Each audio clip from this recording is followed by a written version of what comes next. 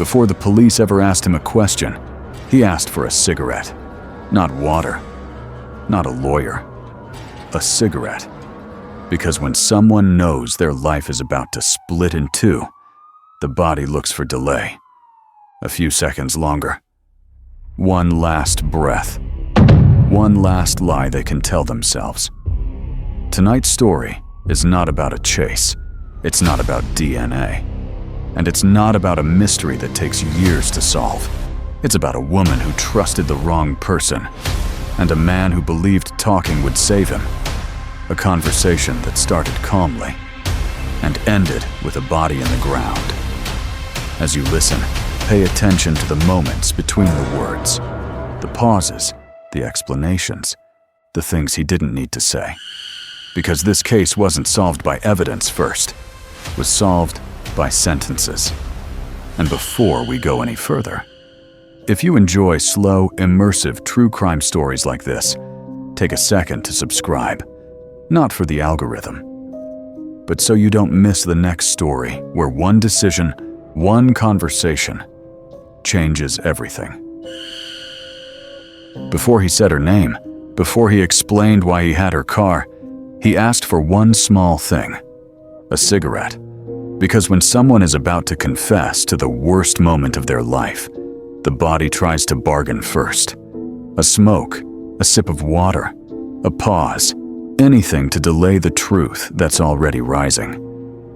This is the story of Lila Marrow, a woman who vanished after a beach club party on the California coast, and the man who lived under her roof, who drove her SUV across the country and spent her money as if she had simply stepped out of her own life.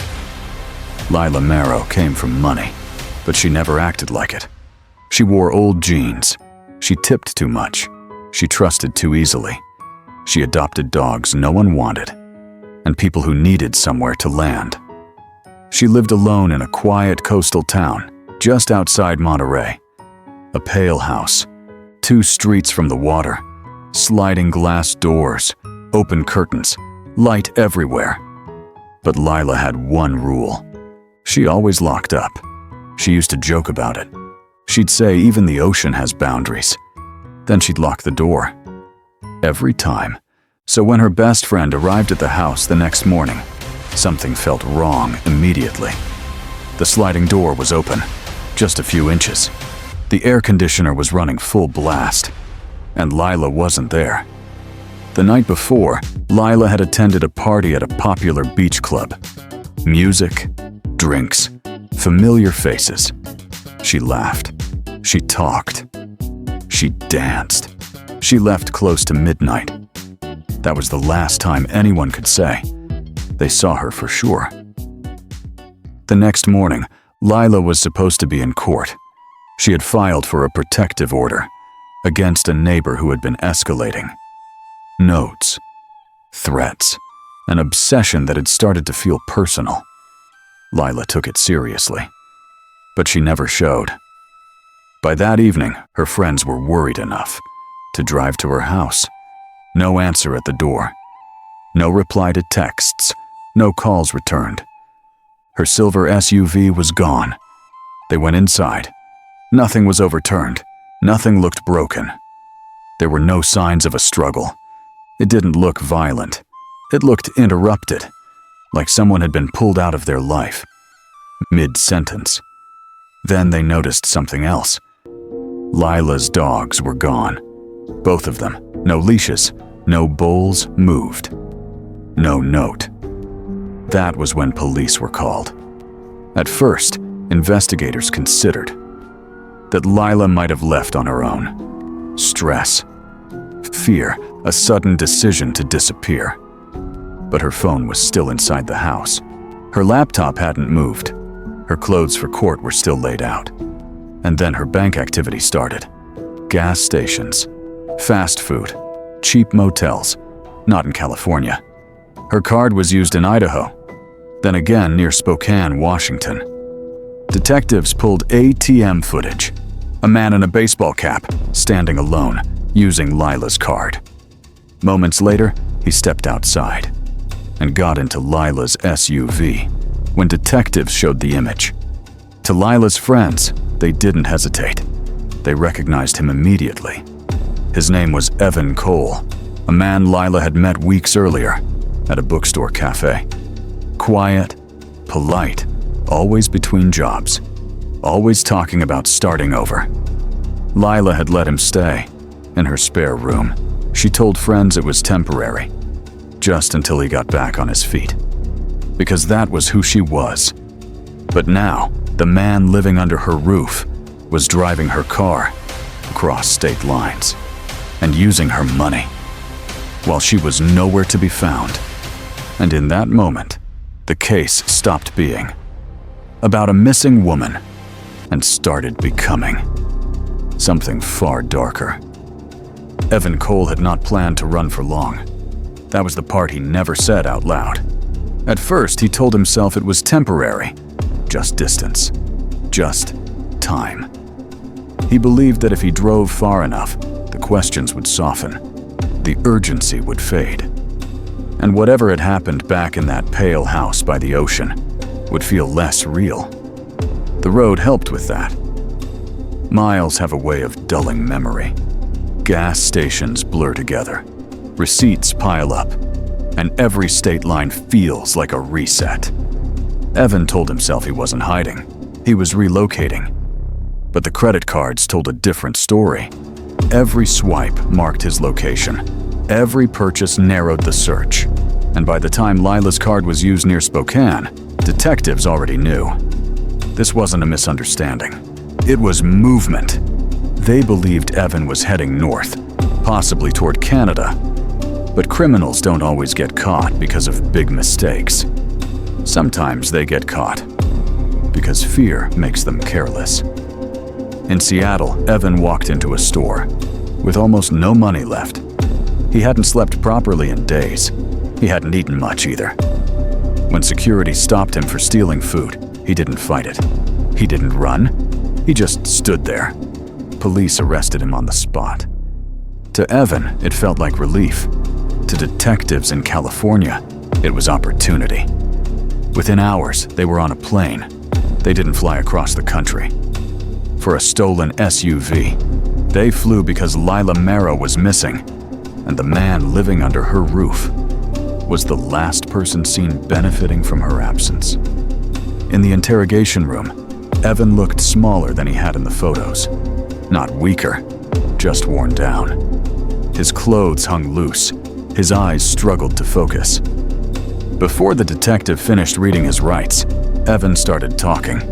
He said he drove to Seattle in Lila's car. He said she let him borrow it. He said they'd argued. He said she told him to leave. He said she gave him a credit card for gas, and her phone, and later her debit card. He said the phone died.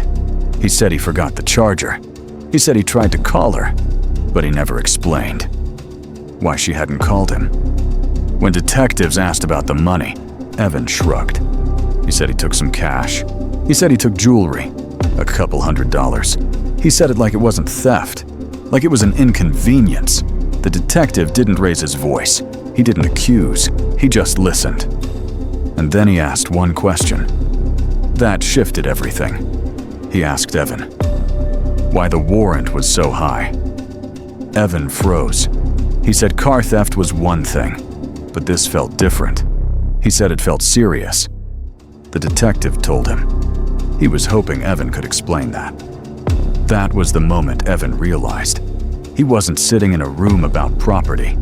He was sitting in a room about a person. Evan asked for a lawyer. For the first time, it sounded like the right move. And if he had stopped talking then, the story might have unfolded very differently. But fear makes people second-guess themselves. The detective spoke calmly. He talked about arguments, about people snapping, about things getting out of hand. He talked about the difference between someone who meant to do harm and someone who lost control. He didn't promise help. He offered understanding. And Evan leaned toward it. He said he made a mistake. He said he didn't know how it happened. He said he panicked. He said he ran. Then he started talking about the night. He said they argued about the court case. about the DVDs Lila wanted him to make. He said she wouldn't stop talking about it. He said it felt like pressure. He said he went to bed angry. Then he said he woke up.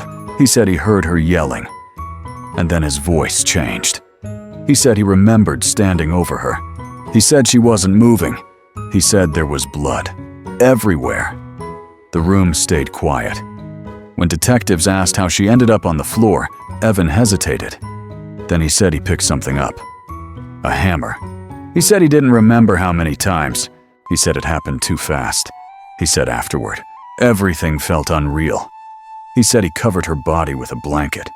He said he went outside and smoked cigarette after cigarette until his hand stopped shaking. He said he cleaned the blood with bleach, not because he thought he'd get away with it, but because he needed time. Time to think.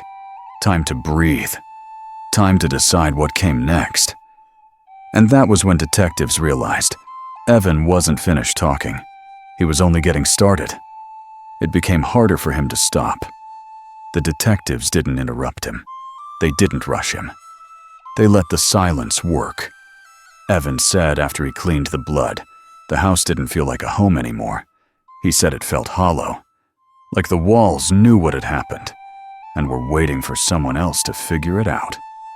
He said he wrapped Lila's body in trash bags, not carefully, not gently. He said he was shaking too badly to do it right. He said he dragged her outside while the neighborhood was quiet, while the ocean sounded the same as it always had. He dug a shallow grave, not far from the house. He admitted it wasn't deep. He said he knew that, but he didn't have the strength to dig more. He said he covered her up quickly and stood there for a moment. He didn't pray. He didn't say goodbye. He just wanted it to be over. Then he talked about the dogs. At first, he tried to explain it away. Then he stopped trying. He said he took them on purpose. He said if people thought Lila left with her dogs, they might believe she ran. They might stop searching. They might give him time. He said it made sense then. Saying it now, it sounded empty. When detectives asked about her injuries, Evan went quiet again. He said there was more blood than he expected. Then he added something he hadn't said before. He said she was still alive for a little while. His voice dropped when he said it. Then he said her throat had been cut. He said he didn't remember doing it. He said it must have happened after the hammer. The detectives didn't argue. They didn't need to, because Evan wasn't guessing anymore. He was remembering, detail by detail, memory by memory. Later, Evan talked about the drive, how every mile felt like borrowed time, how the first time he used her card, his hands shook. Then it stopped feeling strange. Then it stopped feeling wrong. He said it felt like living inside someone else's life, a life that had already ended. He admitted he wanted police, to think he was heading north, toward Canada. He said that wasn't true. He planned to go south, maybe out of the country, maybe disappear somewhere. No one knew his name, not because he believed he'd get away with it, but because he was tired of being afraid. Eventually, the talking slowed. There was nothing left to explain, nothing left to soften. Evan Cole was charged with murder.